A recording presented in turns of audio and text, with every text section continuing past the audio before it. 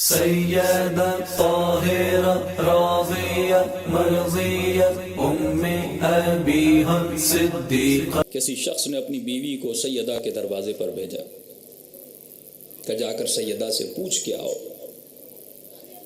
کیا میں علی کا شیعہ ہوں؟ بیوی سے پوچھا گیا، اور بیوی سے بہتر کون بتا سکتی ہے کہ علی کا شیعہ کون ہے؟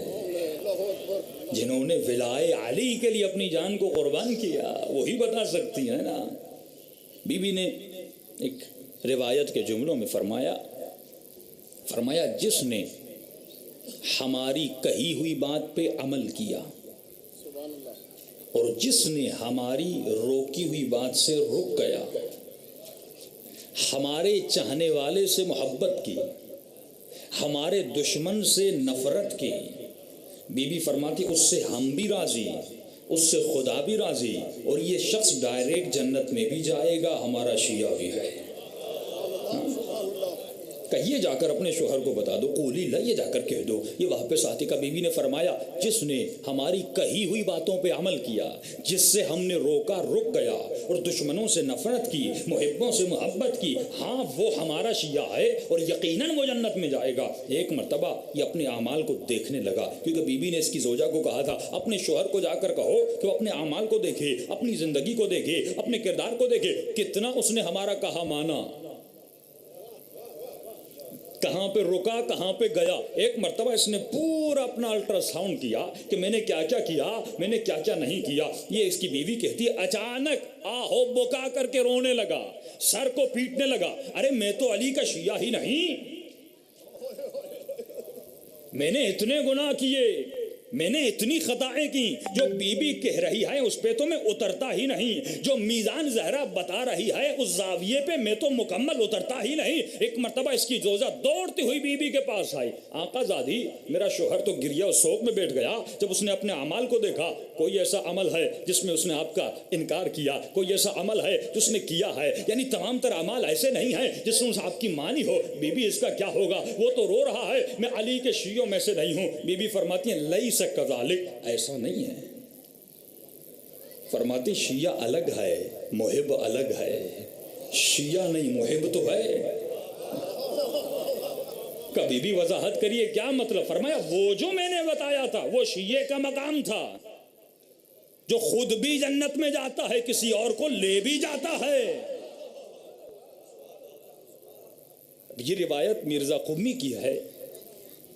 فرمایا کسی شخص کو یہ شک ہوا، ڈاؤٹ ہوا کہ جناب معصومہ قم کا اتنا مقام کہ علماء عرفاء بی بی کی قبر پہ جاتے ہیں اور کہتے ہیں یا فاطمہ اشفعی لنا فی الجنہ۔ کچھ ایسے امام زادے ہیں جن کی زیارت کی تعلیم معصوم نے دلائی ہے، جناب عباس، جناب معصومہ قم، مختلف امام زادے ہیں تہران میں رہنے والے عزیز حسینی، چند امام زادے ہیں جن کی زیارتیں کس نے بتائی ہیں؟ معصومین نے تلاوت کیا ہے، اور یہ معصوم کی نکل رہا ہے کہ جس نے بی بی سے شفاعت کی، یعنی جو بھی آئے تا قیامت فاطمہ قم اس کی شفاعت کر سکتی ہیں۔ اس کے ذہن میں شک پیدا ہوا کیسے ممکن ہے کوئی غیر معصوم اتنی طاقت رکھتا ہو کہ پوری کائنات کے شیعوں کی شفاعت کر سکے۔ ایک مرتبہ رات کو سو گیا، مرزا قمی کو خواب میں دیکھا، وقت کے بہت بڑے مجتہد تھے جو مرحوم ہو چکے، کہ تم کیا شک کر رہے ہو کہ فاطمہ شفاعت کریں گی؟ فرمایا میں تک و تنہا تمام تر اہل قم کی شفاعت کرنے کی قابلیت رکھتا ہوں۔ یہ اختیار تو خدا نے مجھے دیا، تم فاطمہ کی بات کرتے ہو، یہ مقام تو شیعہ کا۔ بی بی نے کہا لیس کذالک، جو میں نے کہا تھا وہ شیعہ تھا۔ اب بی بی نے ایک اور معیار بتایا، فرمایا جس نے ہم سے محبت کی، ہمارے دشمنوں سے نفرت کی، لیکن دل میں محبت ہے، خطا کار بھی ہے اس کے ساتھ، گنہگار بھی ہے، لیکن یہ دو چیزیں اس کے دل میں آئیں، ہم سے محبت ہے، ہمارے دشمنوں سے نفرت ہے، یعنی تولا اور تبرہ اس کے دل میں ہے۔ بی بی فرماتے یہ بھی جنت میں جائے گا، لیکن شیعہ جنت میں جائے گا بغیر حساب و کتاب کے، محب بھی جنت میں جائے گا، بالآخر جنت میں جائے گا، اس پر بھی جنت واجب ہے، کیونکہ تولا اور تبرہ کا قائل تھا، اہل بیت سے محبت کرتا تھا، کبھی ان پہ جان بھی دیتا تھا، لیکن خطائیں بھی اس کے وجود میں تھیں، یہ بھی جنت میں جائے گا، لیکن تصفیے کے بعد جنت پاک لوگوں کی جگہ ہے۔ یہ خدا کا مکمل ارادہ ہے کہ رجس کبھی اہل جنت کے قریب نہیں جا سکتا، اگر نجاستیں ہیں، جب تک تصفیہ نہیں ہوتا یہ جنت میں نہیں جائے گا۔ اب سوال پیدا ہوتا ہے، اللہ نے اختیار دیا، دیکھیے اگر کوئی چیز نجس ہو جائے، یہ میری ابا نجس ہو جائے، اب دو ہی چیزیں ہیں، یا میں خود پاک کروں یا زیغم بھائی کو دوں، یہ پاک کریں نا، توجہ ہی نہیں ہے، یا میں خود پاک کروں یا زیغم بھائی کو دوں، یہ پاک کریں۔